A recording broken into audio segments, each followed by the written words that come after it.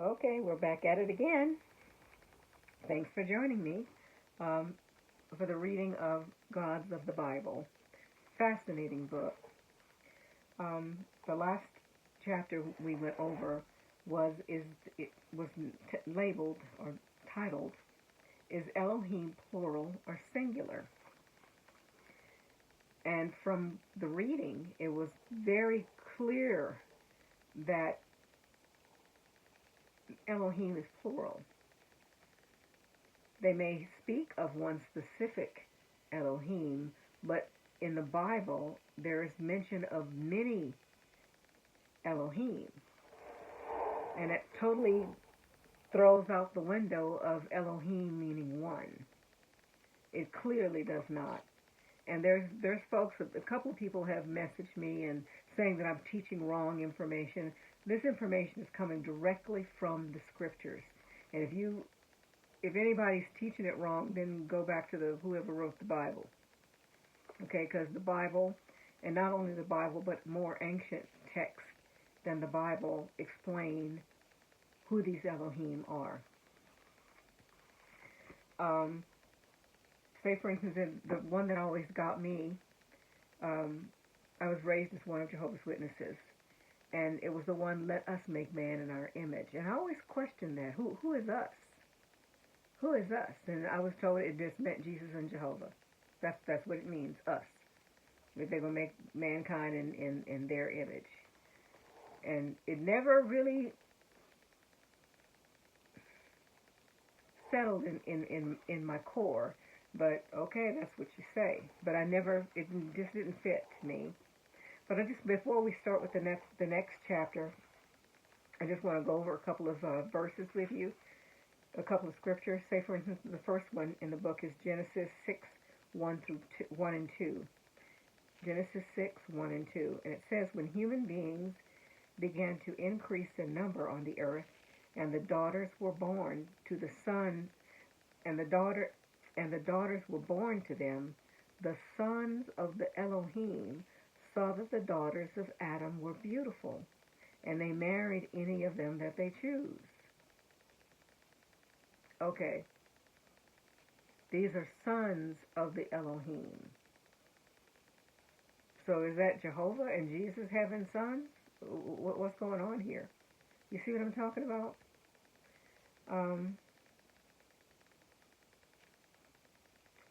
Yeah, if the term Elohim refers to one and the same person, Yahweh God, how could he have children? He already had a son, right? But it said more than one. It was more than Jesus. So did he have more that Yahweh didn't tell us about? If Elohim always refers individually to one and the same person, Yahweh God, why is the term Elohim preceded by the definite article the in Hebrew? Let me skip down to another one.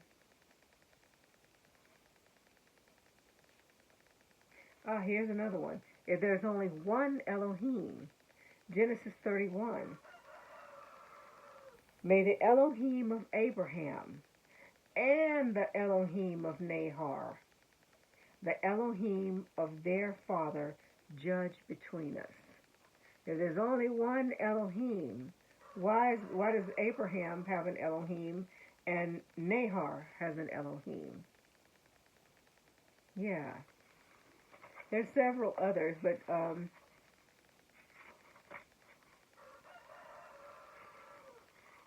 actually, you can go back and listen to the reading to find the other ones if you're interested. But there are several instances where it's very clear that there's more than one Elohim.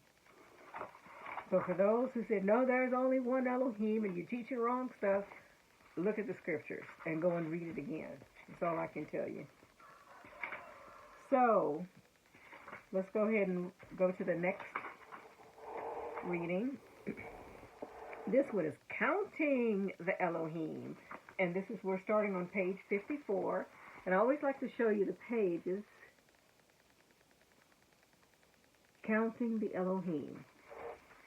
And here we go. Let us examine and test the Judeo-Christian I looked up this word too, exegesis, rule in interpreting the word Elohim. They claim that the term Elohim is just an indefinite superlative, a plural of abstraction, a plural of majesty, a plural of sovereignty, a plural of excellence, a plural of intensity, and therefore it must be translated in the singular. All these definitions are elaborated to explain the biblical use of the plural form Elohim, to convey a singular meaning that identifies an individual entity, God, who is supposed to be unique according to the monotheistic view. With this concession, we will try to summarize the most important passages of the Old Testament in which at least one unique Elohim is mentioned to determine the total number of Elohim in the Bible. We find there is at least one Elohim, accepting him as a single individual who makes the Adam and his female. One Elohim, accepting him as a single individual whose sons mate with the Adamite females. One Elohim, accepting him as a single individual who presents himself to Abraham with the name of El Shaddai. One Elohim, accepting him as a single individual who presents himself to Jacob. One Elohim, accepting him as a single individual named Yahweh, who has a relationship with Moses and his people. One Elohim, accepting him as a single individual, to whom Jethro, Moses' father-in-law, compares Yahweh. One Elohim, accepting him as a single individual, represented by the golden calf built in the desert during the Exodus and called Elohim. I had to take a sip of water. My mouth is so dry.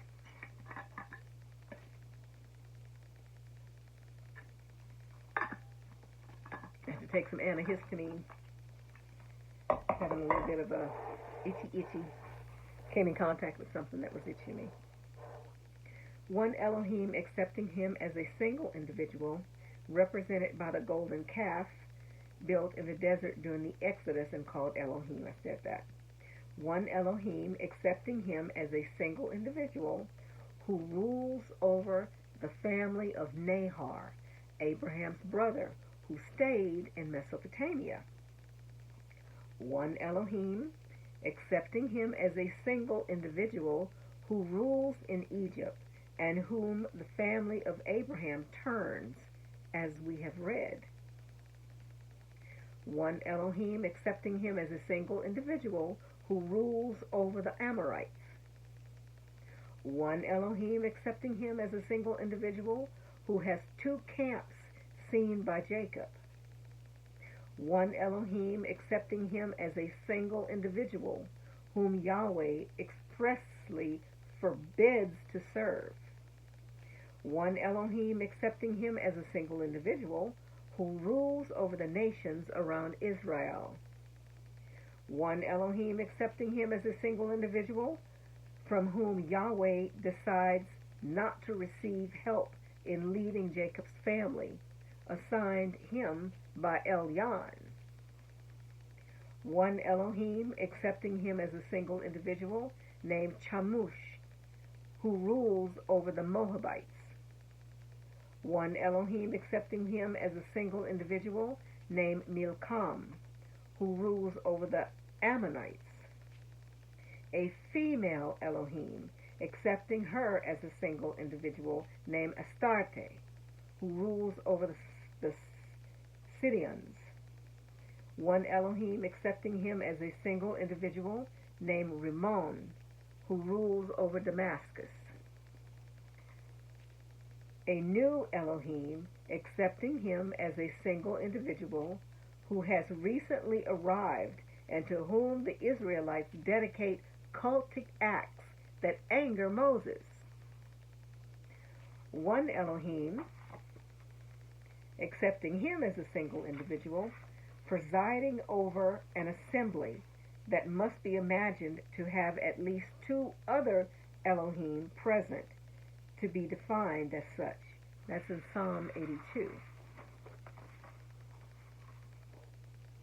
One Elohim, accepting him as a single individual, to whom the Israelites offer sacrifices at the time of Jeremiah.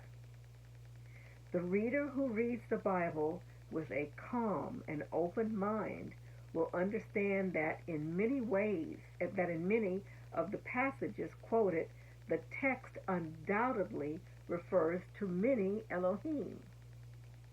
Let us only think of the assembly of Psalm 82, where several dozen must have participated, whereas in our brief exposition we have enumerated only 3.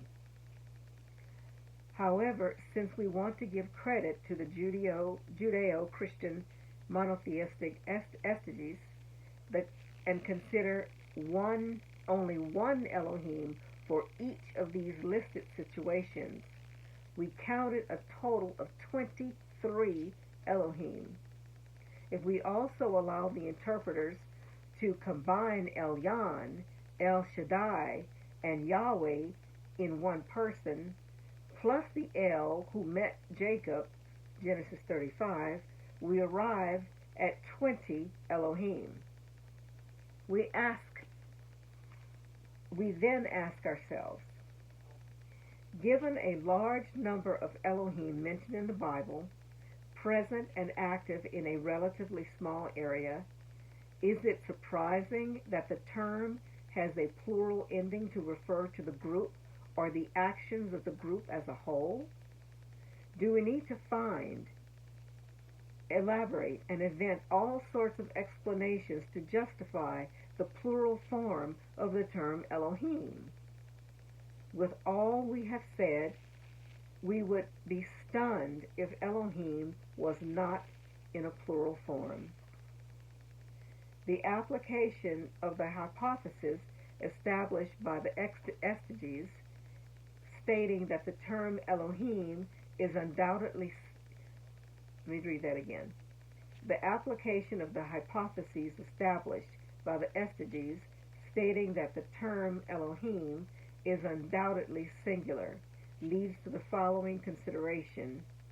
Should the term Elohim have a singular value, the Bible would be an absurd, incoherent, confused, and almost incomprehensible text. On the other hand, if we are to affirm that non-theological hypotheses that the term Elohim refers not to an individual but to a plurality of individuals, to a group of individuals, then the text would be clearly understood by everyone without the need for mediation or interpretation. It is also clear in this one case the supposed spirituality of the Old Testament would lose any raison, I don't know what that means, raison d'etre? I need to look that up. It would lack any foundation. Therefore, theologians and monotheistic exegetes cannot accept. Wow. Okay. I'm going to stop here because my mouth is so dry. Again, many Elohim, not just one. And for those that still want to adhere to that, there's only one, get your Bibles out and really look. Really look. Step out of the box, guys. We have been indoctrinated to believe what we've been told. And if we ask questions about it, and being an XJW, no, that's the way it is, and that's what the brothers say, that's what the faithful and discreet slaves say. But when you read the text yourself, common sense tells you. Just basic common sense. There's more than one. Okay, so we're going to start next time. Are the Elohim immortal? So we're going to start on page 57 next time. All right? See you later.